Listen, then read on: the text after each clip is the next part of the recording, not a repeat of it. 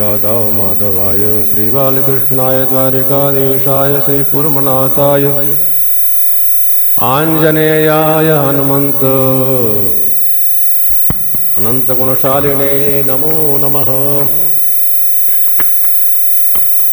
अखिल ब्रह्मांड नायक परात्पर सर्वांतर्यामी सच्चिदानंद स्वरूप अकारण करुणावरुणालय भक्तवांछा कल्पतरु अखिल हे प्रत्यनीक श्वेतर समस्त वस्तु विलक्षण भगवान श्री सीताराम भद्र महाप्रभु श्री राधा माधव बालकृष्ण द्वारिकाधीश महाप्रभु श्री कुर्मनारायण महाप्रभु लक्ष्मी वेंकटेश महाप्रभु आंजनेय स्वामी अनंत बलवंत गुणवंत हनुमंत लाल महाप्रभु आवाहित श्रीमद् भागवत पार्षदगण, आज के परम पावन इस श्रीमद् वाल्मीकि नवान्ह पारायण एवं प्रवचन उपन्यास कालक्षेप हमारे नारद पांचरात्र के पुरोधा और वात्सल्य गुण आदि से संपन्न आदरणीय स्वामी रामकृष्णाचार्य जी एवं अयोध्यास्थ श्रीपीठ के संस्थापक स्वामी रघुनाथ जोशी जी महाराज, हमारे अत्यंत आत्मज अत्यंत प्रेमास्पद वात्सल्य आदि से परिपूर्ण वैदिक संस्कृत वांग्मय के अच्छे प्रखर जानकार अत्यंत आह्लाद के साथ इन्हें आज इस कुर्मनारायण मंदिर के पावन पीठ में श्रीमद् वाल्मीकि रामायण के कालक्षेप के लिए देखकर अत्यंत प्रसन्नता हो रही है। हम अपने अत्यंत आत्मीय स्वामी बालकृष्णाचार्य जी महाराज को साधुवाद देंगे। खूब तलाश कर इन्होंने इन्हें दीक्षा दी और आज लाल बहादुर विश्वविद्यालय में किस पद पर हैं? व्याकरण के पद पर समासीन हैं। हमारे एक गोविंद भगवत पाद में विलीन हो गए, दूसरे गोविंद हमारे वहाँ विराजमान है। यह और अधिक अत्यधिक प्रसन्नता का विषय है।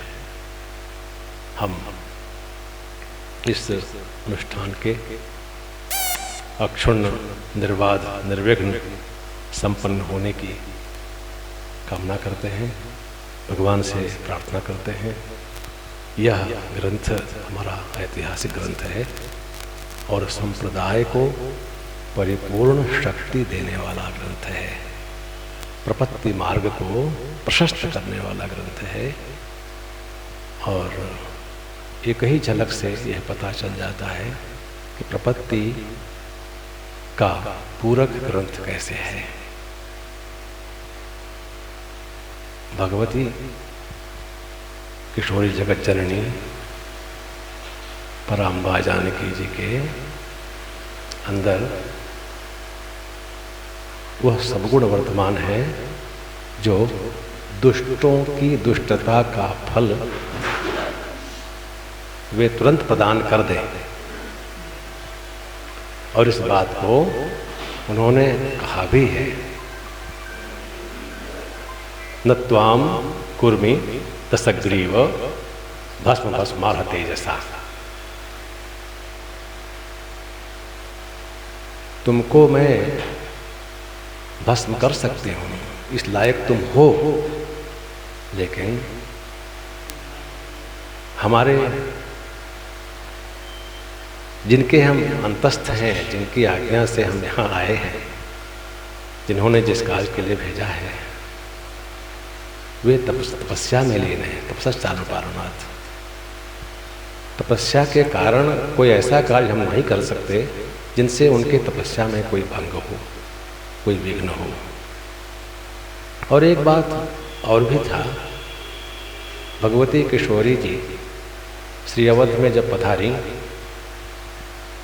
12 वर्षों तक इतिहास कहता है कि वे श्री अवध में, अवध के राजमहल में विराजमान थी।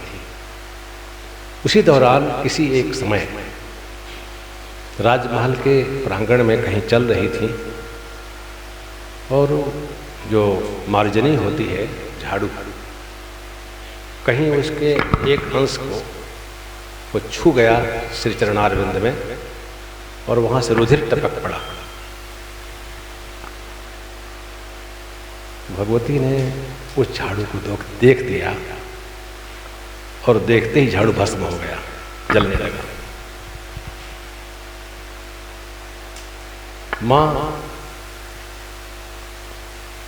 कौशल्या जी ने देखा हमारी बहू इतनी शक्तिशालिनी है, उसके देखने से चीज भस्म हो जाती है।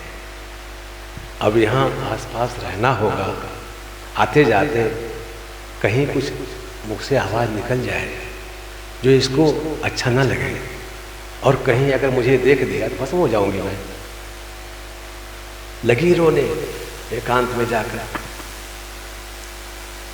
जब यह बात भगवान श्री रामभद्र जी को पता चला, जननी से मिलने गए, प्रणाम किया तो एकदम फपक के रो रही है।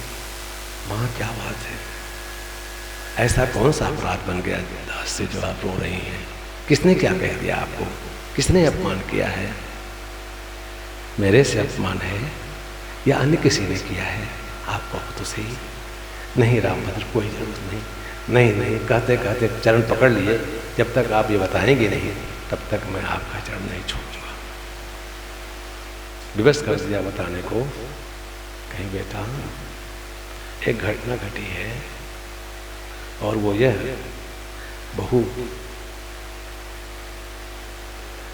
जानकी जी के चरण में कहीं कुछ लग गया, झाड़ू मार्जनी का वो अंश, उन्होंने देखा वो भस्म हो गया। तो चूंकि आसपास ही रहना है, अगर मान लिया मुंह से कुछ निकल गया और उनको अच्छा ना लगा और उन्होंने मुझे उस दृष्टि से देख दिया तो भस्म हो जाऊंगा। इसलिए अब क्या होगा, हम कुछ कह सकते नहीं, रहना तो यही है। बुलाया प्रभु ने किशोरी जी को, सीते आज से आप किसी को न श्राप दोगी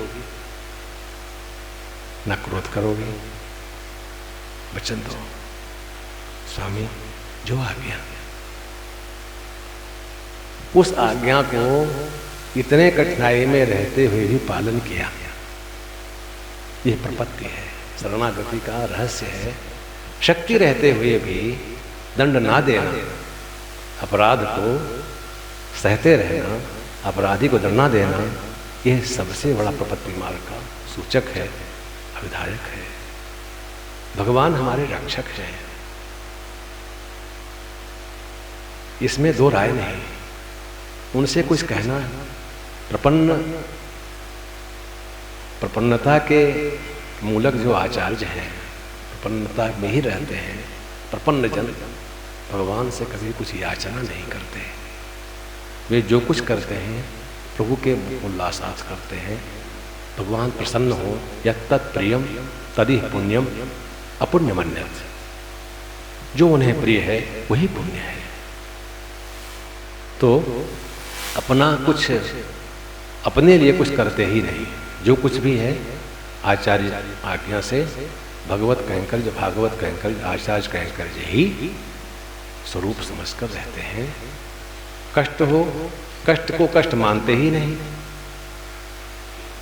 और आचार्य की आज्ञा सर्वोपरि। भगवत पारतंत्र की अपेक्षा भागवत पारतंत्र को बल दिया गया है।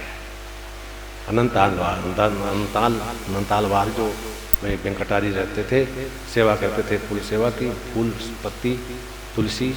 भगवान विहार करने गए, बड़ा अच्छा लगा उन्हें। उस माली को बुलाया, हाजिर हुए, उपस्थित होकर प्रणाम किए। तो तुम्हारी सेवा बड़ी अच्छी लगती है, हम चाहते हैं कि तुमको हम अंतरंग सेवा में रखें, चलो हमारे पास। तुम पहचानते हो हम कौन हैं? हाँ पहचानता हूँ, मैं यहाँ का मालिक हूँ। जी आप मालिक हैं, लेकिन मैं जा नहीं सकता आपके साथ। क्यों? तुमको भय नहीं है मेरे से? मैं तुमको निकाल सकता हूँ, हटा सकता हूँ, सब कुछ कर सकते हैं, लेकिन यहाँ आपका लगाया हुआ नहीं हूँ, यहाँ सदगुरु ने, आचार्य ने लगाया है इस सेवा में। तो जब तक उनकी आज्ञा नहीं होगी तब तक कहीं जा नहीं सकता दास। अच्छा ठीक है, हम बात करेंगे। उनको बुलाकर कहा तुम्हारा सेवा बहुत अच्छा है, बहुत उच्च कोटि का है, आचार्य सेवा में उनकी आज्ञा पालन करने में प्रवीण है। तो आचार्य चरणों में विश्वास पूर्वक रहने से भगवान की आज्ञा पूरी हो जाती है। इसलिए यह ग्रंथ जो श्रीमद् वाल्मीकि रामायण है, ये पूरा भगवती का चरित्र है। कृष्णम रामायणम प्रोक्तम सीतायाश्चरितम महत्, भगवती किशोरी जी का चरित्र है, और वो हमारी आचार्या हैं। ये भी कहा जाता है कि आचार्य वही हो सकते हैं जिनके कोई आचार्य हो, संप्रदाय पुरस्सर जिन्होंने दीक्षा ली हो और वो शिष्य हों, शरणागति प्राप्त किए हों, ऐसे आचार्य ही आचार्य के पद पर पदासीन हो सकते हैं। तो भगवान किसी से दीक्षा नहीं लिए हैं, इसलिए भगवान आचार्य कहते हैं, आचार्य माँ बिना लिया हमको कहिए, लेकिन वो चूंकि दीक्षा नहीं लिए हैं तो संप्रदायगत वो आचार्य नहीं हो सकते। वो संरक्षक हैं, सब कुछ है, लेकिन आचार्य के पद पर हमारी भगवती पराम्बा लक्ष्मी जी ही विराजमान है। इसलिए हम उनके शरणागत हैं, और उनके शरणागति से उनका शरणागत होना स्वाभाविक ही है, क्योंकि वो अलग है ही नहीं। फिर भी भगवती को जीव रूप में स्वीकार किया गया है, जो तिनकलई सिद्धांत है। भगवान सर्वेश्वर हैं और प्रकृति उनके अधीनस्थ हुई पराम्बा है, और हम उनके तीसरे तत्व जीव हैं जो समाहित हैं उनके अंदर।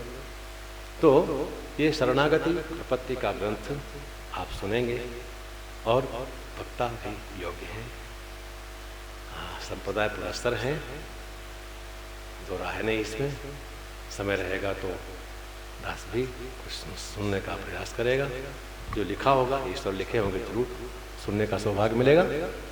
तो इस कार्यक्रम की पूर्णता के लिए भगवान के चरणों में पुनः प्रणमांजलि प्रार्थना अर्पित है। इन्हीं शब्दों के साथ समस्त आचार्यों, वैष्णवों और इसके जो कर्ता धर्ता हैं हमारे बड़े प्रफुल्लाचार्य स्वामी और उनके तनुज श्री भास्कर जी बड़े तल्लीनता के साथ वैष्णवों का, आचार्यों का कैंकर संपन्न करते हैं। उसी का परिणाम है जिस रूप में हम लोग उपस्थित हैं। यह है परंपरा इनकी, चलती रहे सदैव अक्षुण्ण गति से, कोई विघ्न नहीं आवे। जहाँ हमारी आवश्यकता पड़े हम भी उपस्थित रहें। इन्हीं शब्दों के साथ जय श्री राम, जय श्री राम, जय श्री राम, जय श्रीमन्नारायण, जय श्रीमन्नारायण, जय श्रीमन्नारायण।